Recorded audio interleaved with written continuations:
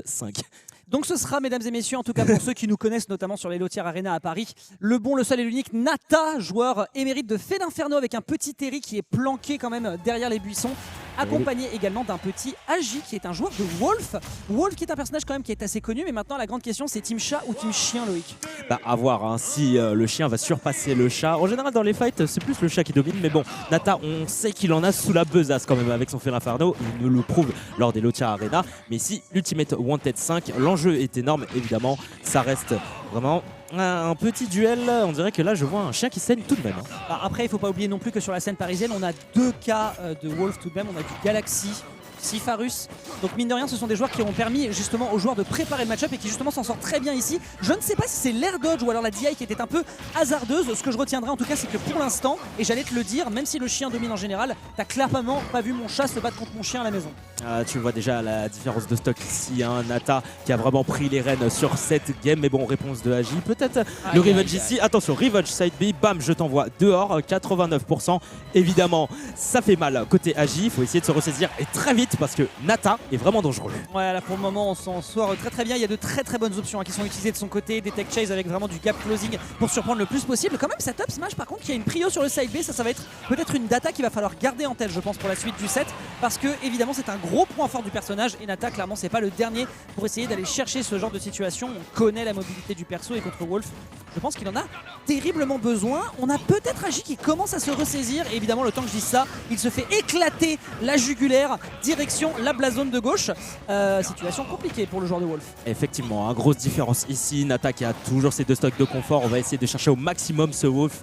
Il est à l'aise, Nata, il est à l'aise. Il peut se permettre tout et n'importe quoi d'intro. Bam, downer et c'est comme ça qu'il finit.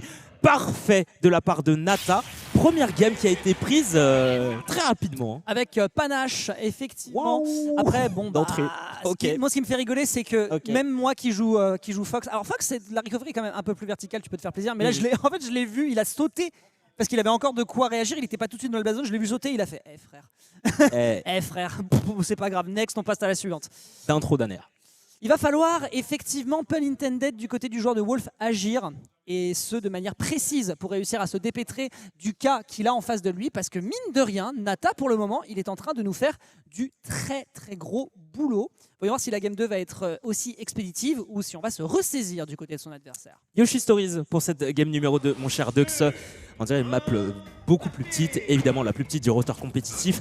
3 plateformes, c'est vrai que 3 plateformes, comment dire, pour étendre ses combos c'est pas trop mal. On va réussir à avoir quelques ouvertures, les ouvertures seront pour Agi. Et comme je l'ai dit, petite map, des kills qui partent vite. Et pareil, côté Fée d'Inferno, un grab, ça peut partir à une vitesse folle. Ben, c'est un petit peu ce que j'étais en train de me dire. Je me dis, le pari est quand même assez risqué. Moi, j'ai déjà eu l'occasion de voir Nata faire des trucs assez fous sur cette map. On oublie d'ailleurs assez que le personnage a des capacités de juggle assez violentes. Tu peux mettre très rapidement 3 EPR dans le buffet d'un adversaire. Donc attention tout de même, il va falloir ouvrir l'œil et le bon.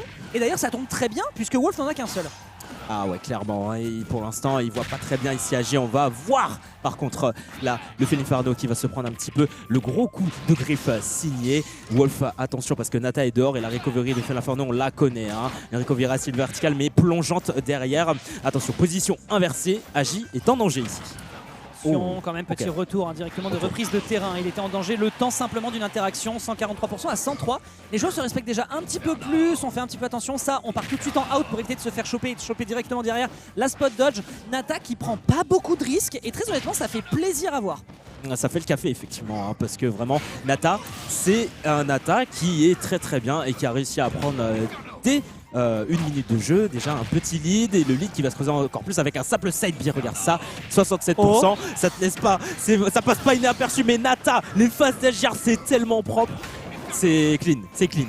Ah bah là mon pote, effectivement, le connaissant en plus de ça, si jamais son adversaire est surpris, il pourrait se dire mais qu'est-ce que je viens de vivre? Oh, mais cet homme est malveillant, il y a beaucoup trop d'intention de mettre du sang sur ce terrain. C'est compliqué, et en plus de ça, ça part mal sur le carton. Pour le moment, Nata qui s'en sort terriblement bien ici avec énormément de dégâts. Si c'est pas à droite, ce sera à gauche. T'inquiète pas mon pote, on tente ici le down smash, beaucoup de dégâts avec le shield push qui se le permet avec Yoshi Story. Définitivement, Agi est face à une très grosse équation. Et effectivement, il faut la résoudre cette équation parce que 199%, ouais, les chiffres sont très hauts. Et oui, un simple up air va pouvoir t'éjecter vers le haut. Attention, parce que Agi, la phase de juggle, ça va pas être évident hein, face à Nata à 120%. Et t'as toujours cette stock de retard à rattraper. Va falloir faire une phase complètement, j'ai envie de dire, parfaite. Hein. Nata, ici, on a tenté le petit counter. Deuxième counter et simple up smash. C'est une finition à la Nata. Il s'en sort. En vrai, je peux comprendre aussi l'intention qu'il y avait derrière du côté de Wolf de ne pas vouloir prendre trop de risques à approcher. Mais le nerf pilar, notamment sur Fox, notamment sur Wolf, et des personnages comme ça qui ont des nerfs de cette stature, en fait, ça ne met pas vraiment de pression plus qu'autre chose. Même si tu as un petit airbug shift parce que ta jambe va un peu plus loin. Là, en l'occurrence, le spacing, le micro-spacing, le placement de Nata était juste nickel pour pas avoir à subir de pression sur son bouclier et ne pas se faire pousser, ce qui fait que l'up smash était juste nickel. En général, on a tendance à un peu avancer. Parce que derrière, tu vas quand même te confronter dans le bouclier de l'adversaire et derrière tu peux chercher la spot dodge, tu peux aussi chercher le run out en fonction de ton spacing. Là c'est dommage, c'était une toute petite situation mais qui, vous le voyez, fait suffisamment la différence, permettant donc à Nata de se solder d'un 2-0 déjà. Il va décider de sortir son Terry, histoire de voir s'il est capable quand même de sortir un peu de sa zone de confort et potentiellement, par malveillance, laisser un espoir à son adversaire. À voir hein, si le scénario sera totalement différent avec ce changement de personnage. Hein. C'est vrai, Nata qui mène déjà 2-0 dans le BO et on dirait ça s'annonce pas vraiment, ça s'annonce pas rose hein, ici pour notre Terry. On se prend les combos, on se prend les conversions petit à petit. Heureusement le crack shoot va sauver Nata de cette situation un peu tricky. Hein, mais bon, power dunk, bam, on inverse les rôles. Ouais, ça met déjà pas mal de dégâts. Le personnage est clairement pas à sous-estimer en matière de gap close. Donc il va falloir quand même faire attention. On n'est pas tout le temps rush down que le Wolf dans les match-up. Oh, bien tenté, c'était quand même un poil étrange. On n'était pas en train d'aller chercher une situation de tech. On va récupérer par contre le Power Gazer ici qui va réussir à tuer et renvoyer l'adversaire directement en chômage technique dans son vaisseau, mon pote. Désolé, tu n'avais pas de passage à la douane ici. On va quand même récupérer le revenge kill. Agi qui dit pas du tout son dernier mot. On rappelle quand même que le loup est acculé hein, maintenant. Il doit faire un reverse 3-0 tout simplement. Acculé complètement et là c'est un petit peu plus Nata qui est acculé dans cette situation parce que oui, 60% de retard mais avec Terry ça peut être facilement rattrapable. Hein. C'est vrai que c'est un Shoto qui met beaucoup de dégâts, qui peut te mettre de la pression énormément. Ça peut être pas simple à contester et pour Nata, on dirait que vraiment les pourcentages peuvent monter pour ce loup. Ça peut rattraper assez aisément mais un Terry dehors, faut faire attention. Un Terry ça revient pas très bien. Il a un go cependant, mécanique du go spécifique. On l'a vu, simple titre, bam, tu sors, mon cher Nata, Agi, prends les devants. Ouais, c'est le problème malheureusement avec la recovery verticale de ce personnage. On chope pas le ledge aussi rapidement et pas si directement, donc le two frame est quand même assez exploitable et derrière forcément quand tu t'appelles le Wolf, bah, ledge guard, le ledge trap, pardon, il va être absolument nickel. Le personnage est spécialisé dans cette discipline. Quelques petits échanges ici qui sont proposés. On va réussir à trouver ici un petit side B qui va mettre quelques dégâts. Et Nata qui approche un peu moins je trouve. Ouais, c'est vrai qu'il fonce un petit peu moins notre joueur de Terry. Il va falloir trouver les portes. Là, c'est plus Agi qui va essayer de un petit peu plus chercher le contact et les interactions. Hein, parce que 86%, il va essayer de se la jouer un petit peu safe et un petit peu sécurisé. Là, tu vois, avec les blasters, on essaie de vraiment trouver cette faille. Là, c'est bien. On a le power dunk. Est-ce qu'on va avoir la stock derrière pour l'instant? Oula. Maintien au ledge. Ok. Patience de la part de Nata et de Agi pour l'instant. Ça se regarde. Après, ça reste quand même risqué parce que tu consommes une grosse partie de ton shield à être dans cette situation. Il a vraiment envie de nous faire une flow. Hein. Il a vraiment envie que l'adversaire revienne au centre du terrain pour aller chercher un forward smash.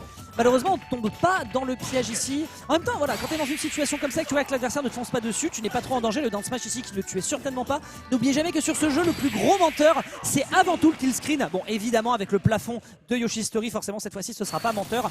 Ce sera gagnant. Pour le moment, du coup, on a une Game 4 qui est en train de s'augurer avec un Agi qui s'était un petit peu ressaisi. Il y a de grandes chances qu'on ressorte le tigre. Ah ouais, très grande chance, j'ai envie de te dire. Parce que ouais, Terry, il y a des différences entre Terry et Felinferno. Bien évidemment. Shoto, un Felinferno.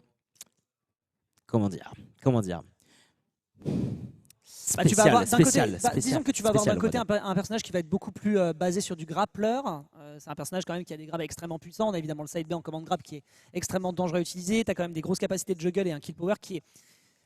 Non, il n'est pas équivalent, c'est pas possible de dire quand même qu'il est équivalent, mais qui tape quand même très fort. Je ne vais pas non plus dire que Terry, c'est un personnage qui fait des petits kicks. Hein. On n'est clairement pas du côté de Chic, on est beaucoup plus du côté de Bowser, ça c'est sûr.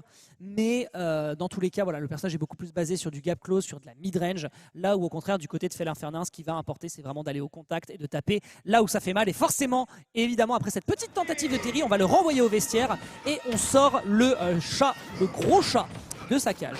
Et il est de retour, hein, le Félin Inferno pour cette Game 4 Dux. C'est vrai que c'est un Félin Inferno qui a bien fait son travail sur les 2 premières games et un Terry un petit peu moins, j'ai envie de te dire. Mais bon, évidemment, choix logique de la part de Nata ici.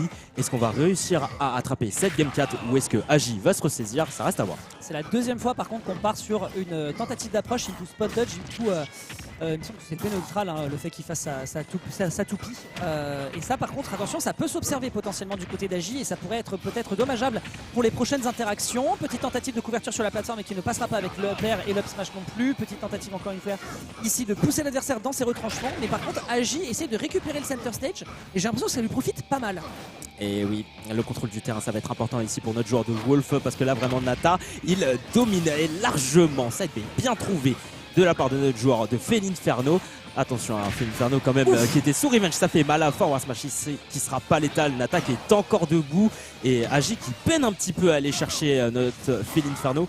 Le petit chat pour l'instant, les coups de griffe, il aimait bien.